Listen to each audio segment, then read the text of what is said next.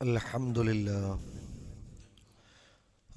لله الواحد القهار غافر الذنب وقابل التوبة شديد العقاب المتفرد بالبقاء والدوام والمتفضل على عباده بالإحسان والإنعام أحمده حمد من قال ربي الله ثم استقام الصلاة والسلام على رسوله المصطفى الذي بلغ الرسالة وأدى الأمانة ونصح الأمة وجاهد في الله حق جهاده وعلى آله وصحبه أجمعين أما بعد فإن خير الكلام كلام الله وخير السنن سنن محمد مصطفى صلى الله عليه وسلم وشر الأمور محدثاتها وكل محدثة بدعة وكل بدعة ضلالة وكل ضلالة في النار.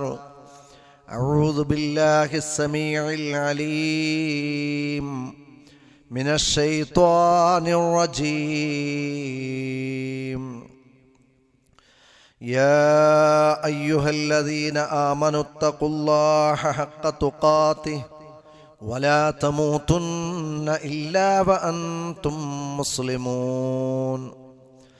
بسم الله الرحمن الرحيم.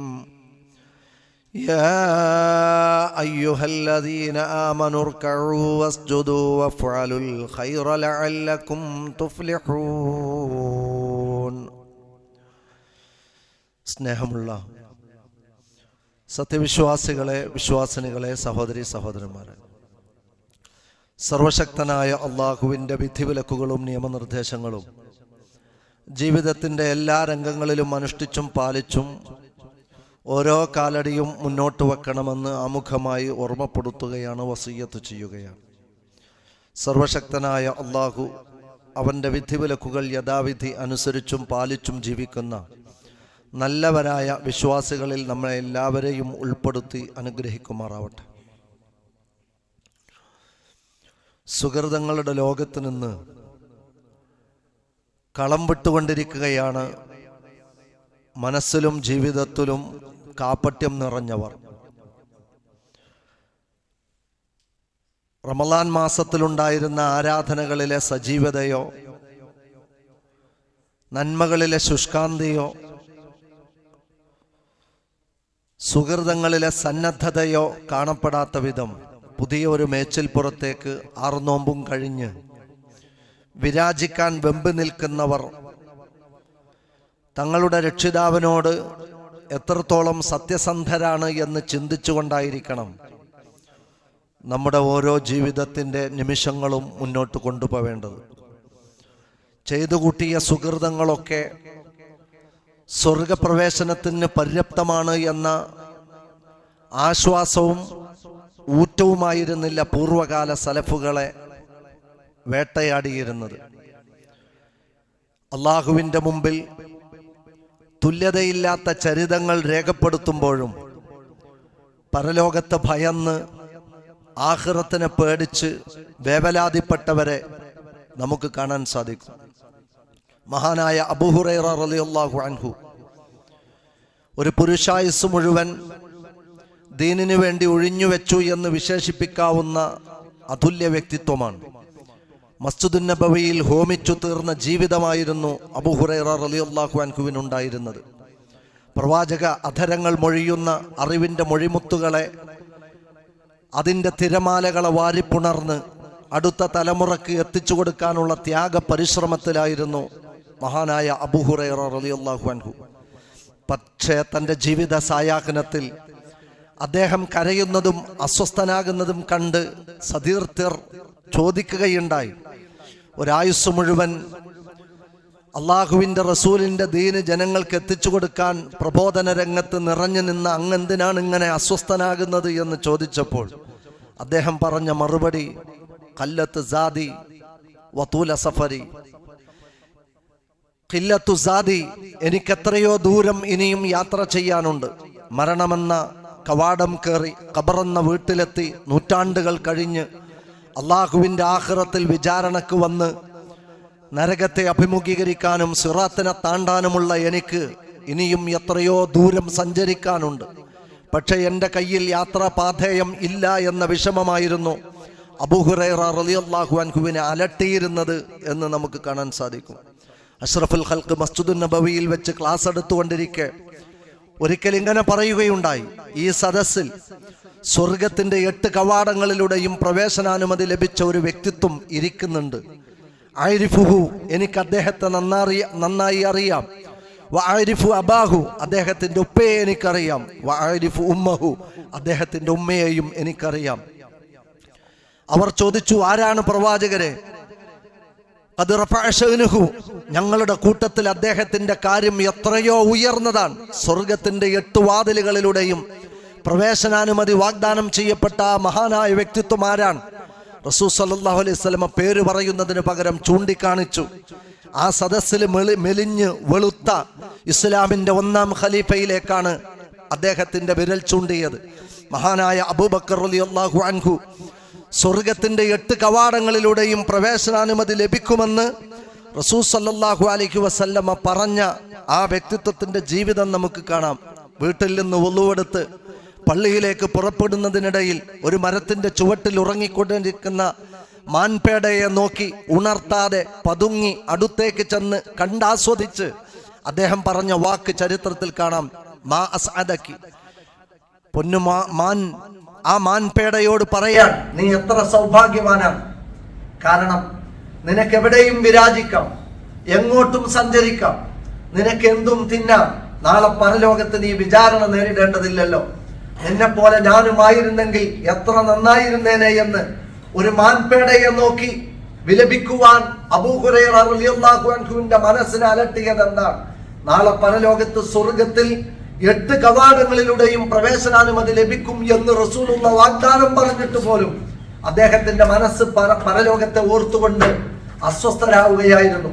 മഹാനായ ഉമർ റളിയല്ലാഹു അൻഹു ഉറങ്ങാത്ത രാവുകൾ, അസ്വസ്ഥമായ അദ്ദേഹത്തിന്റെ ജീവിതം കണ്ട് അദ്ദേഹത്തോട് സതീർത്ഥൻ ചോദിച്ചിട്ടുണ്ട്, എന്തേ അങ്ങക്ക് കുറച്ചു നേരം ഉറങ്ങിക്കൂടെ?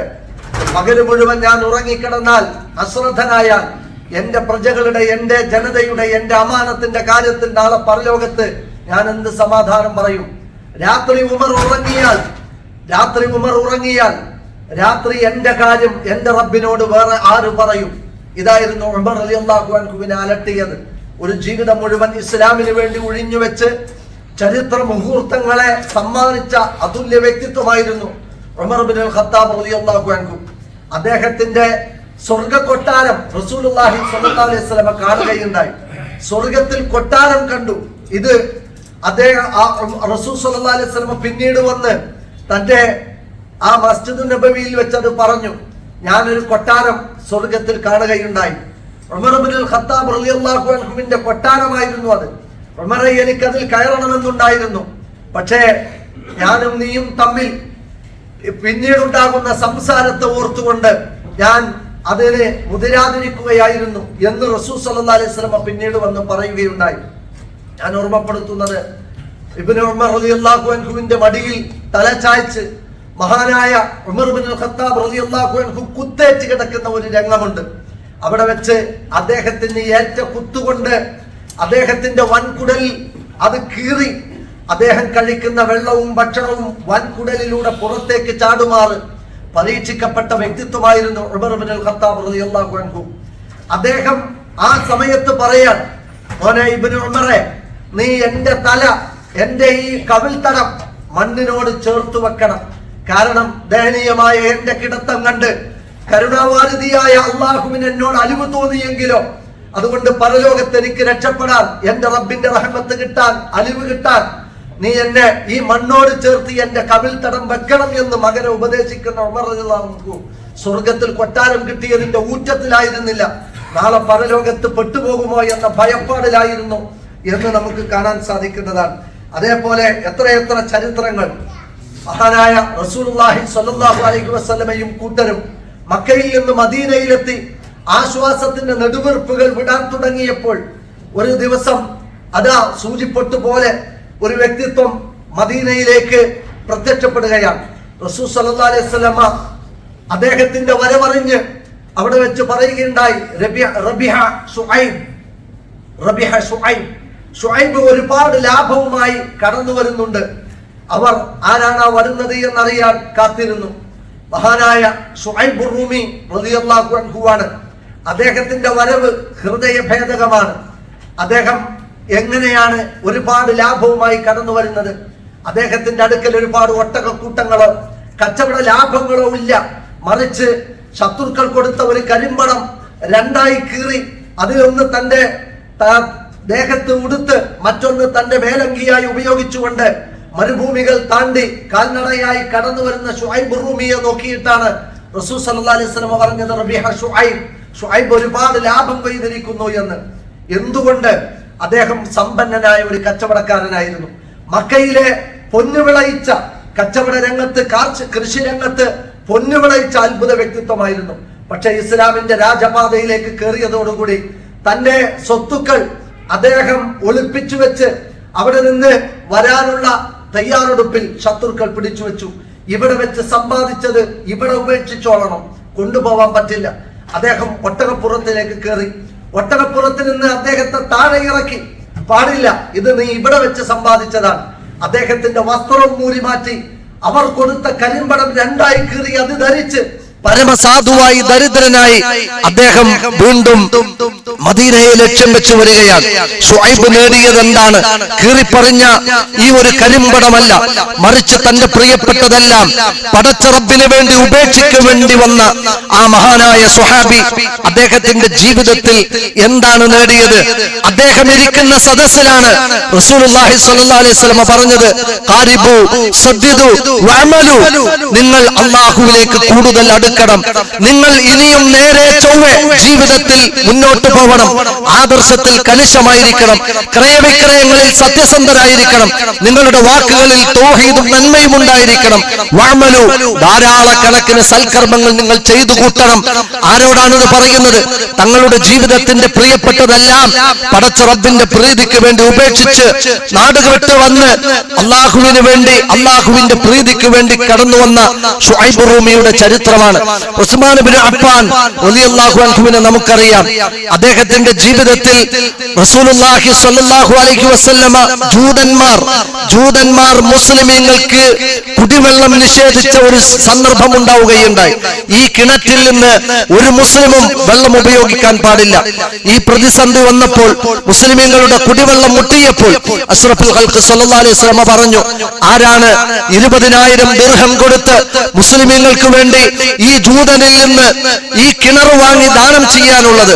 മഹാനായ ഉസ്മാൻ ഇബ്നു അഫ്ഫാൻ റളിയല്ലാഹു അൻഹു അതിന് തയ്യാറായി.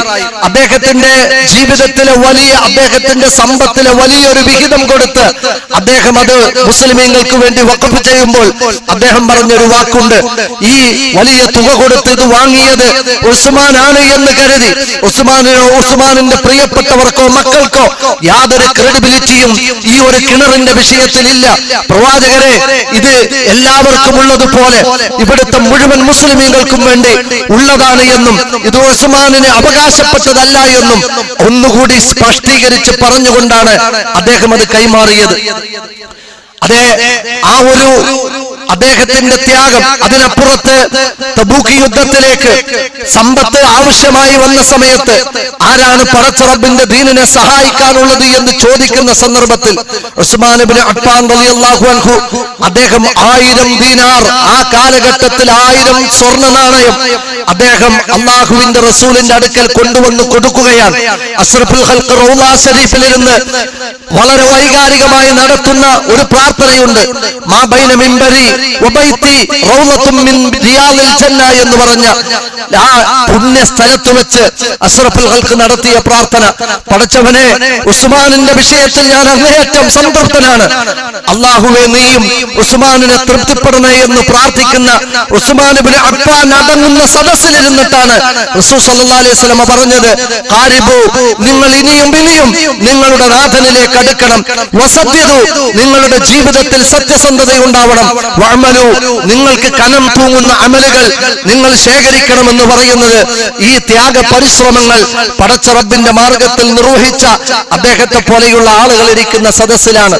ഉഹുദ് രണാങ്കണം, ഉഹുദ് രണവീഥിയിൽ വെച്ച് അഷ്റഫുൽ ഖൽഖ് മരിച്ചു എന്ന വാർത്ത വരുന്നു.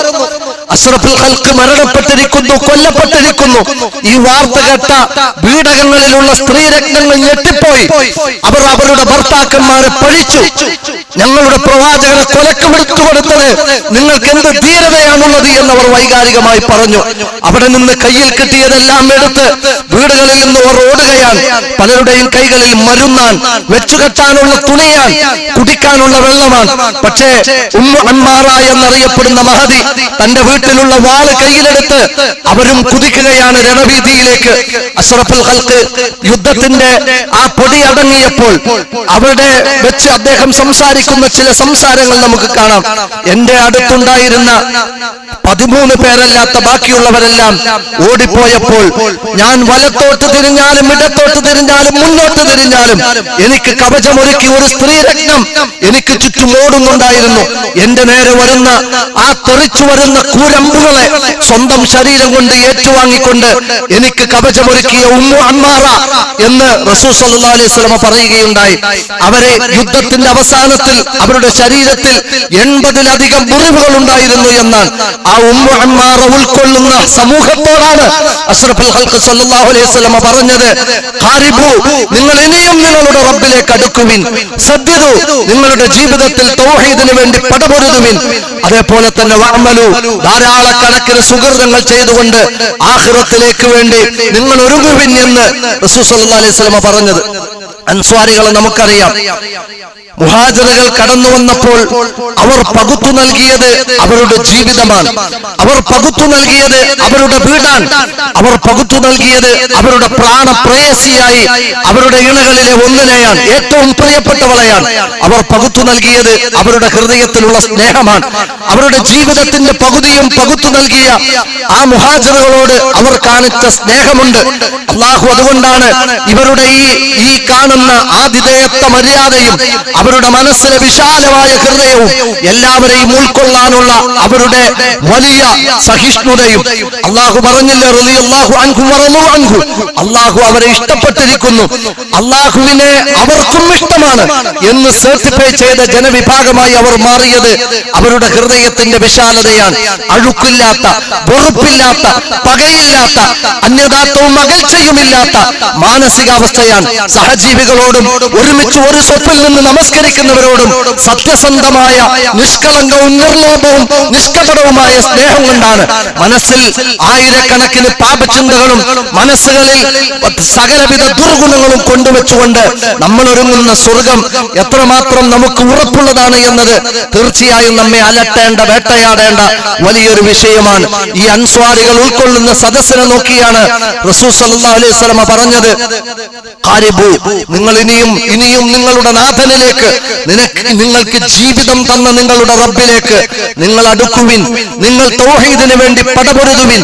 നിങ്ങൾ അല്ലാഹുവിന്റെ മാർഗത്തിൽ ദഅവത്ത് നടത്തുവിൻ. നിങ്ങൾ അല്ലാഹുവിന്റെ മാർഗത്തിൽ ധാരാളക്കണക്കിന് സുഹൃതങ്ങൾ ചെയ്യുവിൻ എന്ന് നോക്കൂ. നിങ്ങൾ മഹാനായ നാഫിഅ റളിയല്ലാഹു അൻഹു, അദ്ദേഹം ഒരു സന്ദർഭത്തിൽ വളരെ വൈകാരികമായി കരയുന്നുണ്ട്. അദ്ദേഹത്തിന്റെ കരച്ചിൽ കണ്ട് ഇബ്നു ഉമർ റളിയല്ലാഹു അൻഹുവിന്റെ മൗലയാണ്. അദ്ദേഹം ചോദിച്ചു, എന്തു പറ്റി, എന്തിനാണ് താങ്കൾ ഇങ്ങനെ കരയുന്നത്? ഞാൻ സഅദ് ഇബ്നു മുആദിനെ ഓർത്തിട്ടാണ് കരയുന്നത്. എന്തേ സഅദ് ഇബ്നു മുആദ്?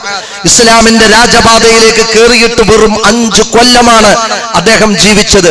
പക്ഷേ ആ 5 കൊല്ലത്തെ സഅദ് ഇബ്നു മുആദ് റളിയല്ലാഹു അൻഹുവിന്റെ ഇബാദത്ത്, അദ്ദേഹം മരിക്കുന്ന സമയത്ത് 10,000-കണക്കിന് മലക്കുകൾ അവിടെ നിന്നും ഇറങ്ങി വന്ന് അദ്ദേഹത്തിന്റെ ജനാസക്ക് സാക്ഷികളായി എന്ന് നമുക്ക് കാണാം. റസൂൽ സല്ലല്ലാഹു അലൈഹി വസല്ലമ അദ്ദേഹത്തിന്റെ തള്ളവിരലുകൾ നിലത്തൂന്നിക്കൊണ്ടാണ് നടന്നിരുന്നത് എന്നാണ്. മലക്കുകളുടെ നിബിഡതയും അവർ ഒന്നടങ്കം കടന്നു വന്നതിന്റെ തിരക്കും കാരണം അഷ്റഫുൽ ഖൽഖ് കാല് പൊക്കി നടന്നു എന്ന് ചരിത്രത്തിൽ കാണാം. ഈ സഅദ് ഇബ്നു മുആദ് റളിയല്ലാഹു അൻഹു 5 കൊല്ലം കൊണ്ട് നേടിയ അമലിന്റെ പവർ എത്രയാണ്! അദ്ദേഹത്തിന്റെ മരണസമയത്ത് അർശ് കുലുങ്ങി എന്ന് നമുക്ക് കാണാൻ സാധിക്കും. അദ്ദേഹത്തിന്റെ ജനാസ നമസ്കാരത്തിന് സാക്ഷികളായി ലക്ഷക്കണക്കിന് മലക്കുകൾ ഉണ്ടായിരുന്നു എന്ന് കാണാം. വെറും 5 കൊല്ലം കൊണ്ട് അദ്ദേഹം പടച്ച റബ്ബിന്റെ മാർഗത്തിൽ സമർപ്പിച്ച ആ ഇബാദത്തിന്റെ കനം നമ്മളുടെ ഇബാദത്തിനുണ്ടോ സുഹൃത്തുക്കളെ? പക്ഷേ ആ സഅദ് റളിയല്ലാഹു അൻഹുവിനെയും ഖബറിൽ പിടിച്ച് ഞെരുക്കിയതിന്റെയും അദ്ദേഹത്തിന്റെ വാരിയെല്ലുകൾ കോർത്തിണങ്ങിയതിന്റെയും ചരിത്രം റസൂലുള്ളാഹി സ്വല്ലല്ലാഹു അലൈഹി വസല്ലമ നമുക്ക് പഠിപ്പിച്ചു നൽകുന്നുണ്ട്. ഇങ്ങനെ ഇവരൊക്കെ ഉൾക്കൊള്ളുന്ന സമൂഹത്തോട് അള്ളാഹുവിന്റെ പരിശുദ്ധ ഖുർആനിൽ കാണാം, യാ അയ്യുഹല്ലദീന ആമനൂ, അല്ലയോ സത്യവിശ്വാസികളെ, ഇർകഊ, നിങ്ങൾ ധാരാളക്കണക്കിന് നിങ്ങളുടെ റബ്ബിന്റെ മുമ്പിൽ റുക്കൂ ചെയ്യുന്നവരായി മാറണം. വസ്ജുദൂ, നിങ്ങൾ റബ്ബിന്റെ മുന്നിൽ പ്രണമിക്കണം, സുജൂദ് ചെയ്യണം. വഫഅലുൽ ഖൈറ, നിങ്ങൾ ധാരാളക്കണക്കിന് സൽക്കർമ്മങ്ങൾ ചെയ്യണം. ലഅല്ലകും തുഫ്ലിഹൂൻ, നിങ്ങൾ വിജയിക്കുന്നതിന് വേണ്ടിയാണ്. വിജയമന്ത്രം എന്ന് പറയുന്നത് കളമൊഴിയുന്നിടത്തല്ല. വിജയമന്ത്രം എന്ന് പറയുന്നത് ഇതുവരെ നമസ്കരിച്ച ജമാഅത്ത് നമസ്കാരങ്ങൾ ഉപേക്ഷിക്കുന്നിടത്തല്ല. വിജയമന്ത്രം എന്ന് പറയുന്നത് ഇതുവരെ നമസ്കരിച്ച സുന്നത്ത് നമസ്കാരങ്ങൾ ഉപേക്ഷിക്കുന്നിടത്തല്ല. വിജയമന്ത്രം എന്ന് പറയുന്നത് നോമ്പ് ഉപേക്ഷിക്കുന്നിടത്തോ പരിശുദ്ധ ഖുർആനിന്റെ പഠനവും പാരായണവും ഉപേക്ഷിക്കുന്നിടത്തോ അല്ല. വിജയമന്ത്രം എന്ന് പറയുന്നത് നമ്മുടെ ജീവിതത്തിൽ ഈ കർമ്മ നൈരന്തര്യത്തെ നിലനിർത്തുന്നിടത്ത്, പരലോകത്തിന് വേണ്ടി ഒരുങ്ങുന്നിടത്ത് ആണ് എന്ന തിരിച്ചറിവ് നമുക്കുണ്ടാവണം. നമുക്ക് പോവാനുള്ളത് അല്ലാഹു സുബ്ഹാനഹു വ തആല നമ്മുടെ മുമ്പിൽ പ്രതിസന്ധിയായി വെച്ചിട്ടുള്ളത് ധാരാളക്കണക്കിന് കാര്യങ്ങളാണ്. മരണം ഒരു വലിയ പ്രതിസന്ധിയാണ്.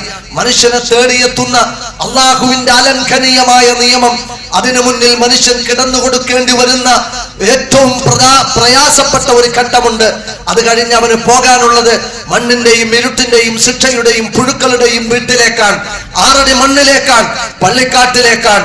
നൂറ്റാണ്ടുകൾ കഴിയേണ്ടി വരുമെന്ന് ഉറപ്പുള്ളിടത്തേക്കാണ്. ആ ഖബറിൽ വിചാരണയുണ്ട്, അവിടെ നരകീയ യാതനകളുണ്ട്, അവിടെ സ്വർഗീയമായ സുഖങ്ങളും ആനന്ദങ്ങളുമുണ്ട്. ആ ഖബറിനപ്പുറത്ത് നമുക്ക് മഹ്ശറ എന്ന് പറയുന്ന ഒരു ലോകത്തേക്ക് ഒരുമിച്ച് കൂട്ടപ്പെടാനുള്ളവരാണ്. മനുഷ്യ മക്കൾ മുഴുവൻ, ഭൂമി മനുഷ്യനെ പുറത്തേക്ക് തുപ്പുന്ന, വഇദൽ അർളു മുദ്ദത് വഅൽഖത് മാ ഫീഹാ വതഖല്ലത്, ഭൂമി കാലിയാകുന്ന സകല ഭാരങ്ങളെയും പുറത്തേക്ക് തുപ്പുന്ന ഒരു ദിവസം വരാനുണ്ട് എന്നാണ്. അന്നേ ദിവസം മനുഷ്യരെല്ലാവരും ഒരുമിച്ച് കൂട്ടപ്പെടുന്നിടത്ത് ഒരു തണലുമില്ലാത്ത, ഒരു ശീതള ചായവുമില്ലാത്ത വലിയ ഒരു പ്രതിസന്ധി, നൂറ്റാണ്ടുകളുടെ ദൈർഘ്യമുള്ള ഒരു പ്രതിസന്ധി. ഒരു ദിവസം എന്ന് പറഞ്ഞാൽ 50,000 ദിവസത്തിന്റെ ദൈർഘ്യമുണ്ട് എന്ന് പരിശുദ്ധ ഖുർആൻ എടുത്തു പറഞ്ഞ മഹ്ശറ എന്ന് പറയുന്ന പ്രതിസന്ധി താണ്ടാനുള്ളതാണ്. ദാഹജലത്തിന് വേണ്ടി അലയുന്നവർക്ക് മുന്നിൽ ഹൗദുൽ കൗസർ കിട്ടണം. അത് നമ്മുടെ ജീവിതത്തിന്റെ ഏറ്റവും വലിയ ആവശ്യമാണ്. നമ്മുടെ കർമ്മരേഖകൾ നമ്മുടെ വലത് കൈകളിലൂടെ നമുക്ക് ലഭിക്കണം. അത് നമ്മുടെ ജീവിതത്തിന്റെ തേട്ടമാണ്. നമ്മുടെ വിചാരണ നമുക്ക് എളുപ്പമായി കിട്ടണം. ക്രൂരമായ വിചാരണയ്ക്ക് വിധേയമായവന് നരകം ഉറപ്പാണ്. അതുകൊണ്ട് വിചാരണ ലളിതമായി കിട്ടണമെങ്കിൽ വിഭവങ്ങൾ ആവശ്യമാണ്. സിറാത്ത് പാലം ശരവേഗതയിൽ താണ്ടണം. അതൊരു വലിയ പ്രതിസന്ധിയാണ്. കത്തിയാളുന്ന നരകത്തിൽ നിന്ന് രക്ഷപ്പെടണം, സ്വർഗപ്രവേശനത്തിന് അർഹത നേടണം. അതുകൊണ്ട് ഇത്രയേറെ വലിയ പ്രതിസന്ധിക്ക് മുന്നിൽ നിൽക്കുന്ന നമ്മൾ അങ്ങാടികളിൽ പിശാചൊരുക്കുന്ന കൊടിക്ക് പിന്നിൽ അണിനിരക്കുന്നവരായി മാറരുത്. റസൂൽ സല്ലല്ലാഹു അലൈഹി വസല്ലമ പറഞ്ഞില്ലേ, റജുലുൻ മിൻ അസ്ഹാബിൻ നബി ബലഗനി അന്നൽ മലക് യഗ്ദു ബിറായതിഹി. റസൂൽ സല്ലല്ലാഹു അലൈഹി വസല്ലമ പറഞ്ഞതായി പറയാൻ, ഒരു മലക്ക് തന്റെ പതാകയും ഏന്തിക്കൊണ്ട് മുന്നോട്ട് പോകും. ആദ്യമായി പള്ളിയിലേക്ക് വരുന്ന മനുഷ്യന്റെ കൂടെ അവനെ മുന്നിൽ നിന്ന് നയിച്ചുകൊണ്ടൊരു മലക്കുണ്ടായിരിക്കുന്നതാണ് എന്നാണ്. അയാളുടെ കൂടെ ആ മലക്ക് ആശീർവാദങ്ങൾ നേർന്നുകൊണ്ട്, വിജയത്തിന്റെ വെന്നിക്കൊടി പാറിച്ചുകൊണ്ട് അയാളുടെ കൂടെ ആ മലക്ക് അകമ്പടി സേവിക്കും.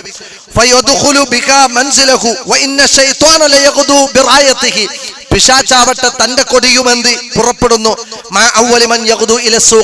ചന്തയിലും മാർക്കറ്റിലും ആദ്യം പോയി തന്റെ സമ്പാദ്യം തെരഞ്ഞ് ഓടുന്നവരുടെ നേതാവായി, അവരെ മുന്നിൽ നിന്ന് നയിക്കുന്നവരായി പിശാചായിരിക്കും ഉണ്ടാവുക എന്നും റസൂൽ സല്ലല്ലാഹു അലൈഹി വസല്ലമ പറഞ്ഞിട്ടുണ്ട്. അതുകൊണ്ട് ഭൗതിക വിഭവങ്ങളെ വാരിക്കൂട്ടുന്ന തിരക്കുകൾക്കപ്പുറത്ത് ആഖിറത്തിലേക്ക് രക്ഷപ്പെടാനുള്ള സുഹൃതങ്ങളുടെ തിരക്കുകളിലായിരിക്കണം നമ്മൾ ഉണ്ടായിരിക്കേണ്ടത് എന്ന് ഗൗരവത്തോടുകൂടി ഓർമ്മപ്പെടുത്തുകയാണ്. നബി സല്ലല്ലാഹു അലൈഹി വസല്ലം പറഞ്ഞില്ലേ, ലൗ അന്ന റജുലൻ യജുറു അലാ വജ്ഹിഹി മിൻ യൗമി വുലിദ ഇലാ യൗമി യമൂത് ഹരിമ വാർദ്ധക്യത്തിന്റെ ജരാനരകൾ ബാധിച്ച് അങ്ങേയറ്റം എല്ല് ശോഷിച്ച അവസ്ഥ വരെ മൂക്കുകുത്തി മുഖം കുത്തി അള്ളാഹുവിന്റെ പ്രീതിക്ക് വേണ്ടി അമല് ചെയ്യുന്ന ഒരു മനുഷ്യൻ, ആ മനുഷ്യൻ നാളെ പരലോകത്തെത്തുമ്പോൾ ഖിയാമത്ത് നാളിൽ താൻ ചെയ്ത സുഹൃതം സൽക്കർമ്മം നിസ്സാരമായി തോന്നും എന്നാണ്. അത്രമേൽ നിസ്സാരമാണ് നമ്മുടെ അമലുകൾ.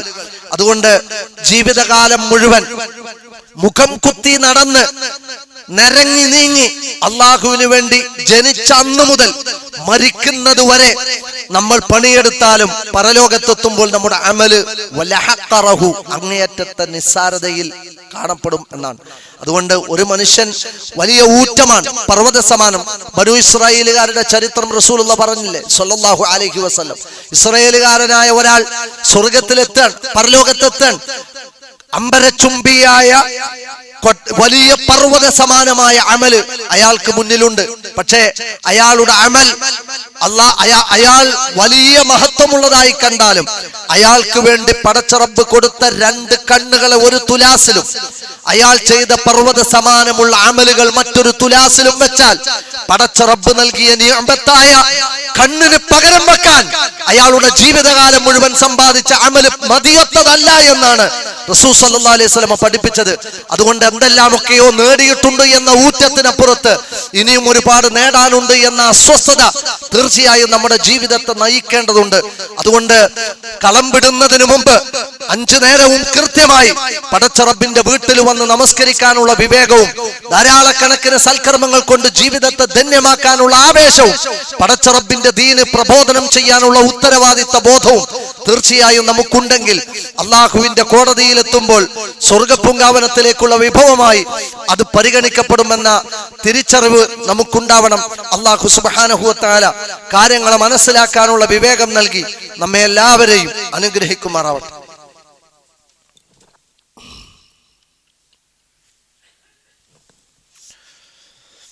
അൽഹംദുലില്ലാഹ് അസ്സലാത്തു വസ്സലാമു അലാ റസൂലില്ലാഹ് വഅലാ ആലിഹി വസ്വഹ്ബിഹി അജ്മഈൻ.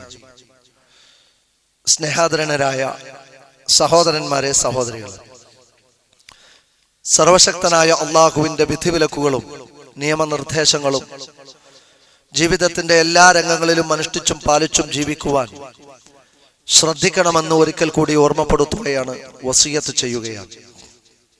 ഇത് അവധിക്കാലമാണ്.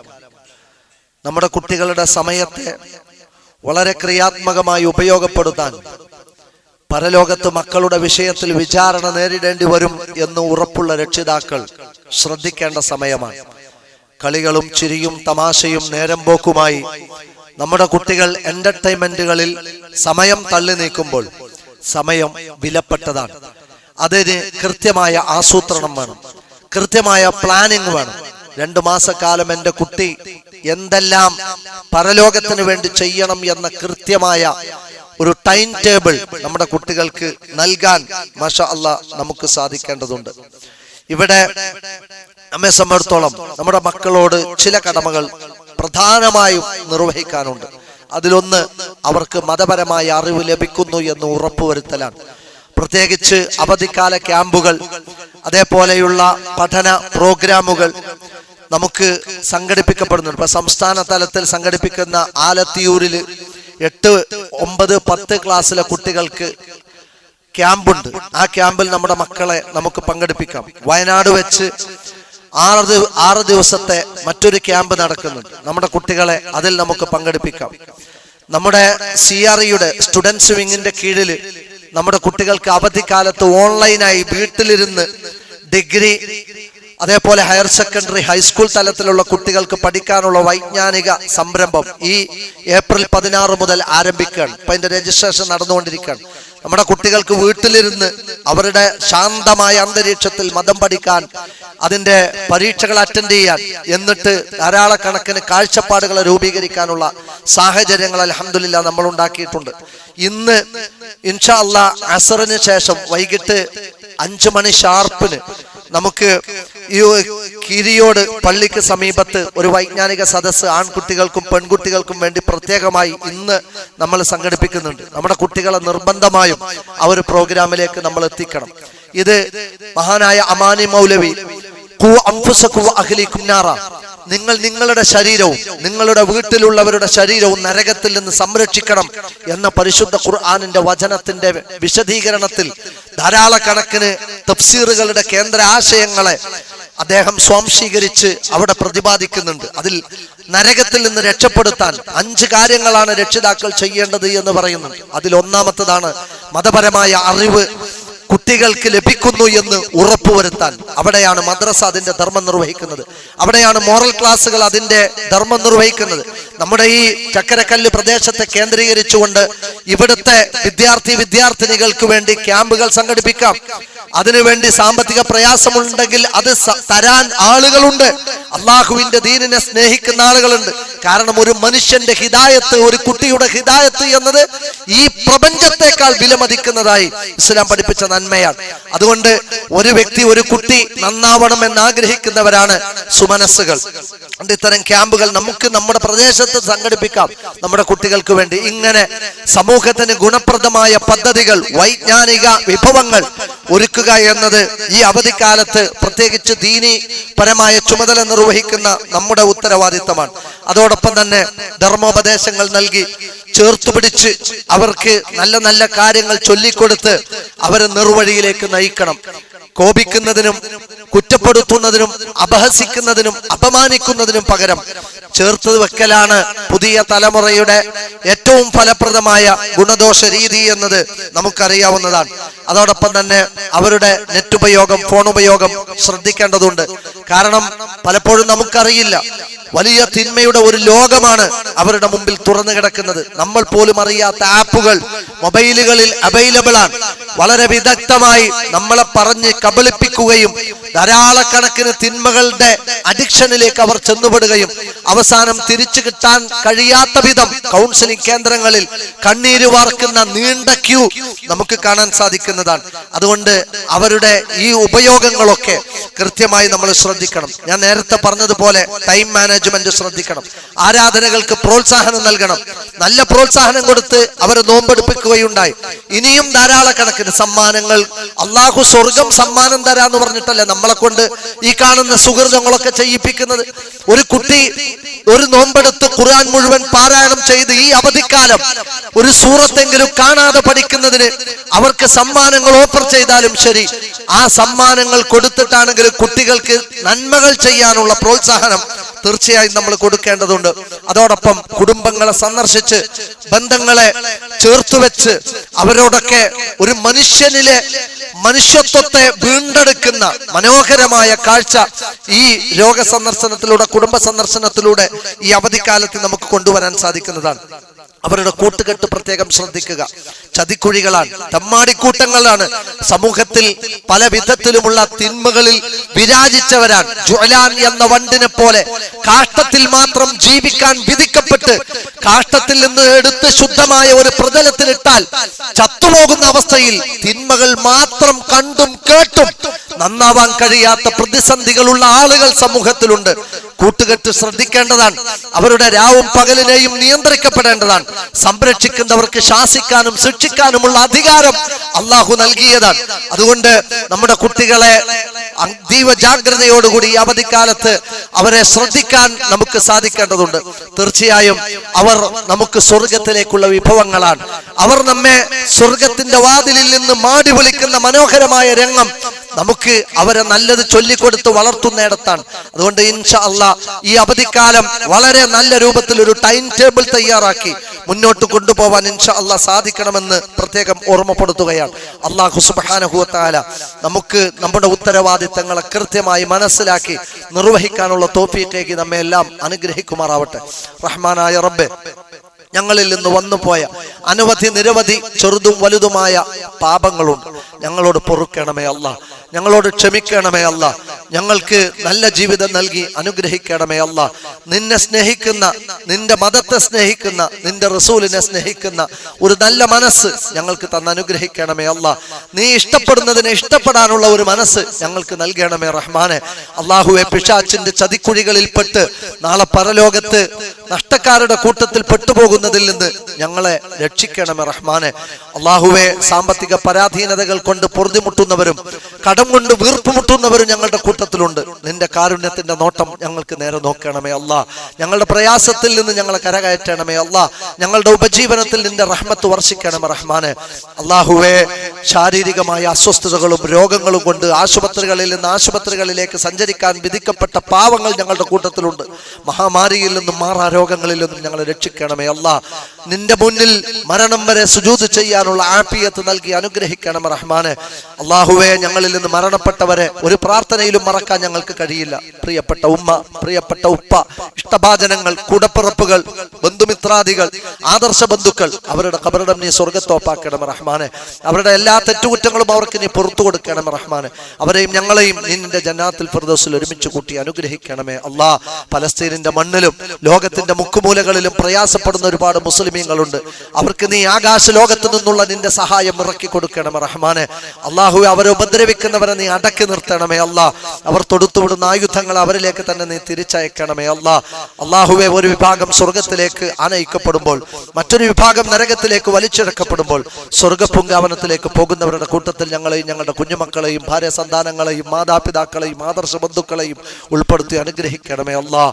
اللهم اغفر للمؤمنين والمؤمنات والمسلمين والمسلمات الأحياء منهم والأموات.